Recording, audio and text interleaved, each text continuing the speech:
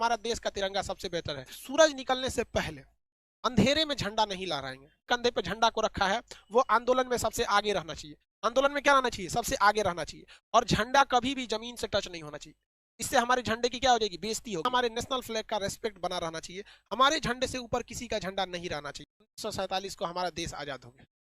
देश आजाद हुआ तो इसका एक झंडा रहना बहुत ज्यादा जरूरी है। देश आजाद हो गया, झंडा रहना जरूरी है। देश की आजादी का प्रस्ताव जैसे ही 22 जुलाई 1947 को संसद में गया था ब्रिटेन में, जब वो मोहर लग गया कि भारत आजाद हो जाएगा, तो 22 जुलाई 1947 को ही भारत के तिरंगा को क्या कर दिया गया? अप्रूवल दे दिया गया। भारतीय तिरंगा को हमारी संविधान सभा ने सबसे पहले ही दे दिया गया। यहाँ पे कब मिल गया भैया? 22 जुलाई 1947 को। किसे क्या चीज मिल गया? हमारे तिरंगा को क्या मिल गया भैया? अनुमति मिल गई थी। हमारे तिरंगा को अनुमति कब मिल गई? 22 जुलाई को। इस दिन संविधान में क्या, ब्रिटेन में क्या हुआ था भैया? तय हो गया कि भाई भारत की आजादी अब फिक्स है, तो हमारा तिरंगा हो गया। भारतीय तिरंगे का डिजाइन किसने किया? भारतीय तिरंगे का डिजाइन किसने किया? पिंगली वेंकैया। भारतीय तिरंगे का डिजाइन किसने किया? पिंगली वेंकैया ने किया। इसकी लंबाई और चौड़ाई में जो रेशियो रहता है कितना होता है? आपको पता ही होगा, 3:2। लंबाई और चौड़ाई में रेशियो कितना होता है? 3:2। 3:2। इसके बीच में अशोक चक्र है, के बीच में क्या है? एक नेवी ब्लू का कलर का क्या है? चक्र है, जिसमें कितनी तीलियां हैं? 24 तीलियां हैं। इसमें कितनी तीलियां हैं? 24 तीलियां हैं। ये 24 तीलियां किसको दर्शाती हैं? ये 24 तीलियां हमें दर्शाती हैं कि हमें राष्ट्र निर्माण के लिए 24 घंटे अथक रूप से चलते रहना है। 24 घंटे हमारी देश का विकास होना चाहिए। इसलिए 24 घंटे को विकास को दर्शाने के लिए जो एटीएम 24 घंटे खुले रहते हैं और हफ्ता में 7 दिन चलते हैं, 24/7 इसे लिखा जाता है। 24/7। समझ में आ गया कि नहीं गया? 24 आवर हम अपने राष्ट्र निर्माण के लिए बढ़ते रहे। इसमें 3 रंग हैं। कौन कौन सा? तो देखिए, ये रंग तो हालांकि ये धार्मिक रंगों को भी दर्शा देते हैं, और ये ऐसे भी देखेंगे, हरा रंग हरियाली को, हरा रंग हरियाली को है, केसरिया बलिदान का, सफेद रंग शांति के लिए, हम कभी किसी देश पे लड़ाई वगैरह नहीं करते हैं। हाँ, हमको अगर कोई मारेगा तो हम पूछेंगे, ये बात तो कंफर्म है। ये बात तो क्या कंफर्म है। हालांकि अगर आप इसमें देखेंगे तो धर्म के हिसाब से ग्रीन कलर जो हो सकता है, इस्लाम धर्म वाले ज्यादातर ग्रीन को फॉलो करते हैं, हिंदू धर्म के लोग में केसरिया है, सफेद रंग बाकी क्रिश्चियन हो गए, ये लोग हो गए ये। हालांकि ये धार्मिक कलर से इसे कोई ध्यान देखता नहीं है। केसरिया, सफेद, हरा, ये हमारा बलिदान का है। केसरिया रंग किसे दर्शाता है? बलिदान का दर्शाता है। कुछ लोग कहते हैं केसरिया नहीं होगा, कुछ लोग कहेंगे हरा नहीं होगा। अरे हमारा देश का तिरंगा सबसे बेहतर है। हरा क्या हरियाली कोई मिटा सकता है? केसरिया क्या आसमान और सूरज के रंग को कोई बदला जा सकता है? नहीं। तो ये हमारा क्या भैया?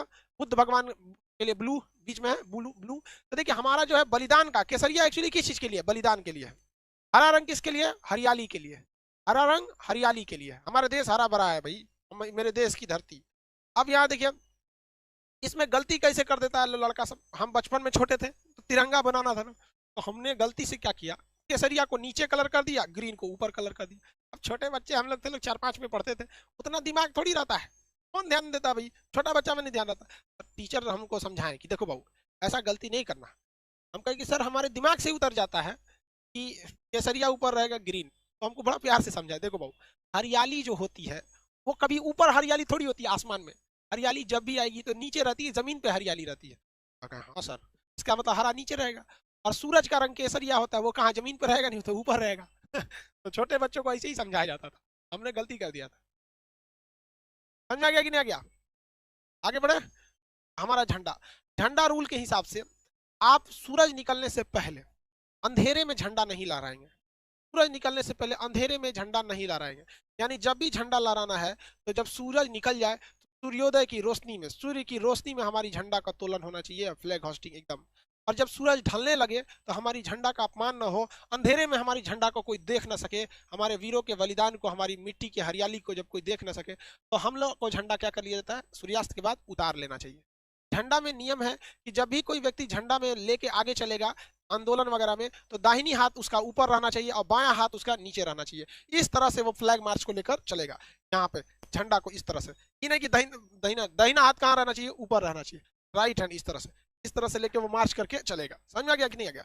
अब जैसे मान के चलिए कि अगर सैनिक हैं, अगर हमारे देश के सैनिक हैं, तो सैनिक को परेड वगैरह लंबी दूर तक नहीं रहना। अब मान के चलिए किसी को आंदोलन करके लेके जाना है झंडा, तो उसे क्या करना है? अपनी गाड़ी पर झंडा सबसे ऊंचा रहना चाहिए। अगर आप किसी धार्मिक झंडे को इस झंडे के साथ लगाना चाहते हैं, या भारत में रहकर किसी अन्य देश का झंडा लगाना चाहते हैं, तो कोई भी झंडा भारत के झंडा से ऊपर नहीं हो सकता। जैसे मान के चलिए किसी को अपना केसरिया झंडा लगाना है, किसी को हरा, किसी को लाल, किसी को गुलाबी, किसी को कुछ भी, तो वो इस झंडे से नीचे रहना चाहिए। हमेशा हमारे नेशनल फ्लैग का रेस्पेक्ट बना रहना चाहिए। हमारे झंडे से ऊपर किसी का झंडा नहीं रहना चाहिए, किसी को कोई दिक्कत नहीं। देश के अंदर अब पता चला अमेरिका में गए, कहेंगे कि हमारे झंडा ऊपर रहेगा, तो भाई अमेरिका के लोग का देश वो अमेरिका है, वो अपना झंडा ऊपर रखेंगे, तो ये तो बेवकूफी हो जाएगी ना भाई। आपका नियम अपने देश में लगता है। अब एक चीज और ध्यान दीजिएगा, मान के चलिए रूस के राष्ट्रपति व्लादिमीर पुतिन भारत में आए, तो व्लादिमीर पुतिन जब भारत आते हैं तो बताइए उनके सामने उनका झंडा नीचे रखेंगे, हमारा झंडा ऊपर हो जाएगा, तो भाई उनको भी तो खराब लगेगा। हर व्यक्ति को तो अपना देश प्यारा होता है। तो जब कई सारे झंडे एक साथ लगे हों तो भारत का झंडा उस झंडे के दाहिने साइड रहना चाहिए। किस कहाँ रहना चाहिए? दाहिने साइड। मान के चलिए रूस अभी हमारा मित्र है, तो हमारा अपने मित्र को तो हम भी निराश नहीं ना करेंगे। नेशनल भाई सबके लिए इक्वलिटी की बात है। तो जब कभी भी आप अपने देश में किसी दूसरे के झंडे को बराबरी रखते हैं, जैसे आप जैसे कोई भी देश, आप पाकिस्तान वालों की बात नहीं कर, भारत में रूस वगैरह की बात, तो हमें क्या करना है, उसको राइट साइड में रखना है। अपने झंडे को कहाँ रखना है? राइट साइड में। अगर कोई आंदोलन या जैसे किसान आंदोलन चल रहा है, तो किसी को अगर उसमें तिरंगा लेके जाना है और अगर दाहिनी हाथ से उठा के ऐसे थक गया है बेचारा, कितना दूर ले जाएगा? सैनिक तो है नहीं, आम आदमी सैनिक की तो नहीं रहता है, तो उसे अपने दाहिने कंधे पे क्या करना है? झंडे को ऐसे रखना है, दाहिने कंधे पे झंडे को रख के लेके चलना है। और याद रखना चाहिए कि जो व्यक्ति दाहिने कंधे पे झंडा को रखा है वो आंदोलन में सबसे आगे रहना चाहिए। आंदोलन में क्या रहना चाहिए? सबसे आगे रहना चाहिए। और झंडा कभी भी जमीन से टच नहीं होना चाहिए, इससे हमारे झंडे की क्या हो जाएगी? बेइज्जती होगी। तो झंडा ऐसे तो उसे दाहिना हाथ रख के झंडा को हमेशा ऊपर लेके रखना है, लेकिन जब कभी भी थक जाएगा तो उसे कहाँ रखना है? अपने दाहिने कंधे पे लेके। और आंदोलन मार्च में वो सबसे आगे रहना चाहिए। ये इस नहीं तो इस तरह से बहुत ज्यादा झंडे का अपमान एकदम सरासर गलत है। अरे भाई जो देश प्रेम नहीं कर सका उसको खुद को सुसाइड करके मर जाना चाहिए। क्योंकि यार एक जानवर को भी अपने खूंटा से बहुत प्रेम होता है, जहां उसे बांधा जाता है ना उसे वो बहुत प्रेम करता है, वहां उसे गंदा नहीं करता है। और कैसे लोग हमारे देश को लोग उल्टा सीधा बोल देते हैं। हम अपने झंडे का देखिए, एक जाने अनजाने में कभी हो गया, जैसे कभी हम 26 जनवरी को आप देखेंगे सड़क पे कभी कोई तिरंगा गिर गया है, तो कोई जानबूझ के नहीं फेंका होगा, जाने अनजाने में उसे गिर गया होगा, तो आप कम से कम उसे उठा लीजिए।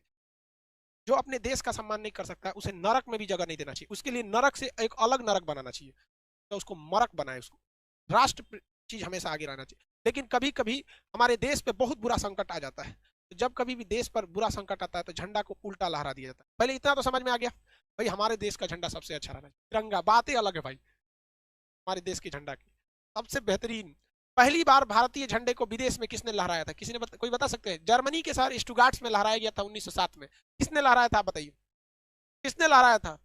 अंतर्राष्ट्रीय सम्मेलन में हमारा तिरंगा सबसे पहले किसने लहराया था? मैडम भीखाजी कामा। एक सैल्यूट उस वीर महिला के लिए, भारतीय स्वतंत्रता की जननी कहा जाता है मैडम भीखाजी कामा को। तिरंगा झंडा लहरा दिया था 1907 में, जब हम गुलाम थे तब लोगों ने देखा कि भाई ये किसका झंडा है, तब पता चला कि भैया ये देश भारत का ये क्या है? झंडा है। समझ में आ गया कि नहीं आ गया? किसी को दिक्कत है तो बोले, किसी को कोई दिक्कत? आगे बढ़े।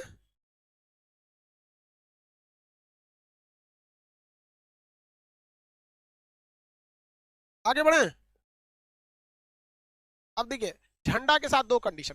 ये जो झंडा ऐसे सीधा है, अगर हम इसे ऐसे कर देंगे झंडा को, तो टेबल कुर्सी पे जब झंडा रहता है तो दो झंडे ऐसे रह जाए तो कोई दिक्कत नहीं है। दो दो झंडे अगर तिरछा हो जाए तो कोई प्रॉब्लम नहीं है। जैसे ये देखिए, अभी कोई दिक्कत नहीं, अभी कोई दिक्कत नहीं है, अभी कोई दिक्कत नहीं। लेकिन अगर हमारे राष्ट्रीय स्मारक जैसे सुप्रीम कोर्ट, राष्ट्रपति भवन, इस सब पे अगर जो झंडा सीधा लगता है, वहां का झंडा तिरछा नहीं होना चाहिए। कहाँ लगाया गया था? एक सेकंड बाबू, झंडा लगा देते पहले, यही ना?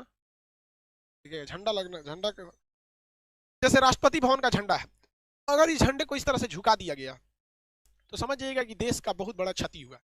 राष्ट्रीय शोक अगर होता है, दुख दर्शाया जाता है कि ऐसा दुख जो पूरे देश को लगा है, तो उसमें राष्ट्रीय झंडा झुकना चाहिए। जैसे हमारे एपीजे अब्दुल कलाम का जब निधन हुआ था, हमारा झंडा झुक गया था। हमारे पूर्व राष्ट्र प्रधानमंत्री अटल बिहारी वाजपेयी जी का जब निधन हुआ था, तो हमारा झंडे को क्या किया गया था? झुका दिया गया था। तो जब देश को एक अभूतपूर्व, एक बहुत बड़ी क्षति हो जाती है, कोई बहुत बड़ा देशभक्त या बहुत बड़े व्यक्ति की जब निधन हो जाती है, तो राष्ट्रीय शोक मनाने के लिए, ये दिखाने के लिए कि हमारा पूरा देश आज शोक में डूबा हुआ है, हम अपने झंडे को क्या करते हैं? झुका देते हैं। हम अपने झंडे को क्या कर देते हैं? झुका देते हैं। समझ में आ गया कि नहीं? किसी को कोई दिक्कत नहीं? आगे बढ़े।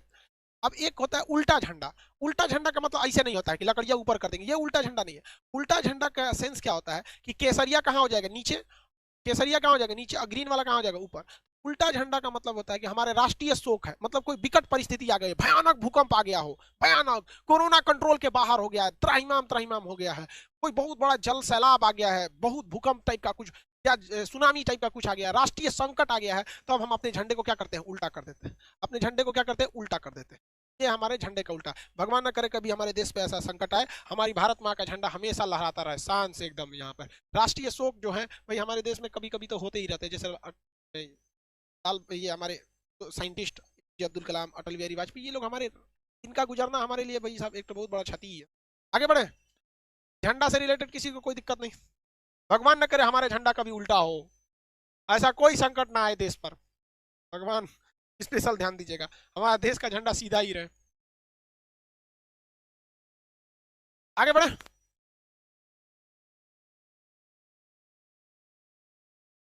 किसी को कोई दिक्कत नहीं।